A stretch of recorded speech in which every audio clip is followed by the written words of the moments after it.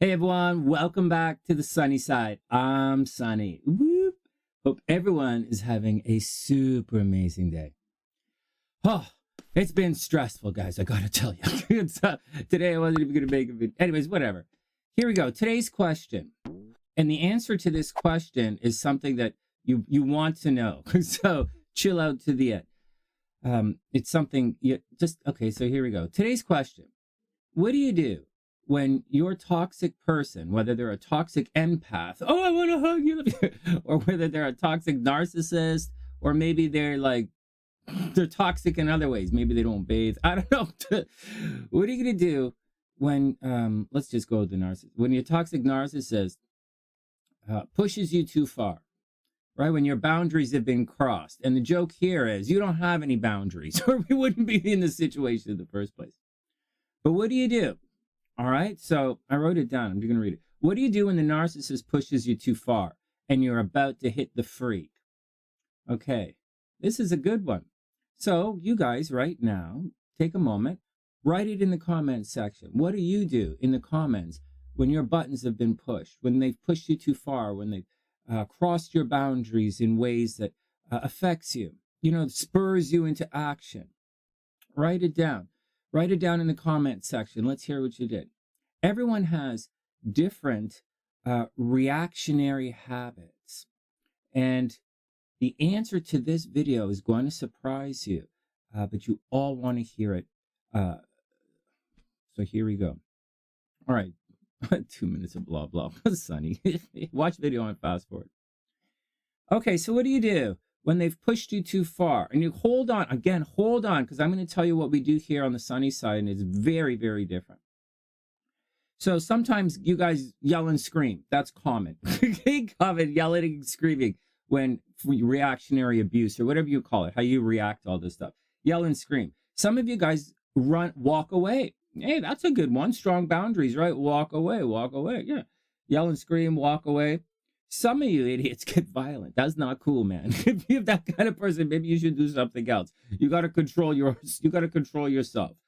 But I don't know. I guess it was how you were raised. Whatever. I don't know. So some people slander, right? When the boundaries have been crossed, it's very popular to shame people publicly these days in reaction. Very, very popular. This reactionary thing to shame people publicly.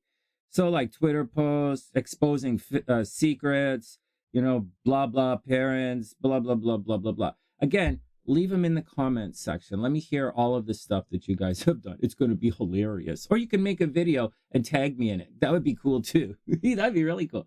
All right, here we go. So what's the answer, Sonny? Oh, wow, that's a good question, man.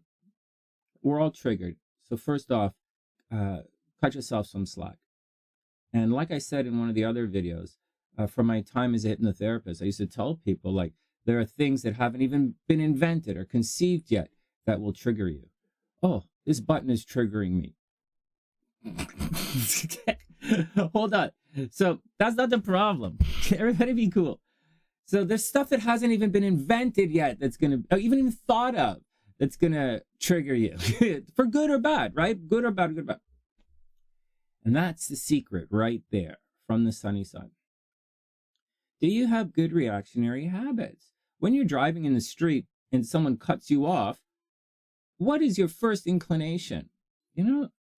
Some people hit the gas, some people hit the brakes, some people turn to avoid, some people panic, what do you do? How do you react in that situation? Do you yell and scream at the guy? Do you say, oh, my bad? What do you do in that situation? How did you react to that?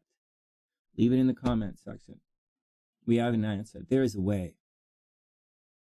So you train yourself, over time, however it is that you do it today, or you did it yesterday, or you reacted in a particular way the day before that even. I would bet it's pretty much the same from day one, from when you began reacting in that particular way. It may have been learned behavior. It may have been an event. It may have been something physical. It may have been emotional. It may have been you had a lisp and that's all you could say. There's a lot of stuff. It could have happened underwater. Like whatever, man. So you learn to react. All right, 5 minutes. Time for the story. So when my sister died, a long time ago now, she was about 23, 24 years old when she died. And we didn't talk about it at the time, but we look back and talk about it as I'm speaking with you about it now. You know, it was a difficult time for certain people, a lot of people. And in this particular situation, we talk about what people go through under this type of pressure. And oftentimes when people are faced with this kind of situation, they succumb to the pressure, let's say. They might start drinking, or they do drugs, or they become emotionally withdrawn, and they withdraw from society. They can't go to work. They say they're emotionally this, blah, blah, blah. They overeat, they undereat. There's a lot of things, a lot of crazy things people do when they're messed up a little bit. And so I was talking to Mama Sunshine about this. And she said, you know what? When your sister died, I could have become an alcoholic, or I could have done this, or I could have killed myself, but I didn't. Instead, I got up, put one foot in front of the other, and I did it again. And that's how she began her running career. That was 20 consecutive Boston marathons ago. Now she's sick. And he says it's different. That story ends in a different way. But that part of the story is quite refreshing. Do you have healthy reactive habits? When the narcissist crosses your path and abuses you and attacks you in an emotionally violent way, prolonged and deep, do you have good habits? Do you react in a negative way that's going to escalate the situation? Or do you go to the gym? Do you freak out? Do whatever. I don't know what you guys do. Leave it in the comments section. Do you freak out and do all blah, blah, blah, blah, blah, blah, blah, blah? Or do you put on your running shoes and go for a jog? Nice, healthy habit. Sonny, it's not that easy. I know it's not that easy. Hey, Sonny, when this happens, do you go make a YouTube video? No, I don't, man. No, I don't.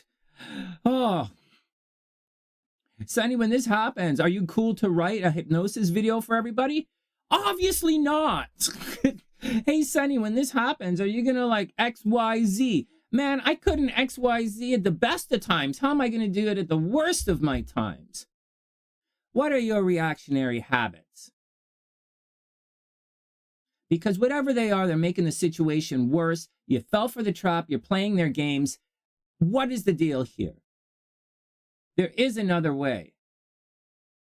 My father used to make a joke. He used to make a funny joke. This one was funny. My parents would argue every once in a while. And he turned to me once. Papa Sunshine looks at me and he says, you know what, Sonny? I'm like, Dad, what the hell? And he's like, you know what, Sonny? Your mom is the best thing that happened in my career. And I'm like, what are you talking about, man? And I'm like, what are you talking about? And he's like, my dad's career was pretty good. He's like, because every time we get in an argument, I go back to work. And every time there's a thing, I just stay at work. And oh, man. Well, there you go. It's a reactionary habit. So what do you do, Sonny? What do you do? Well, I can't do much, man. It's really difficult for me to become creative. It's difficult for me to push through the wounds, right? You have to, these wounds, as we're a conduit and we push this energy out, it's going to push out through these unhealed wounds, which is great for art because the world sees you bleed, but it's not so great for the artist who's standing there bleeding as the world watches them bleed. So, should at least charge admission. You need better reactionary habits, whatever they are, however you do it.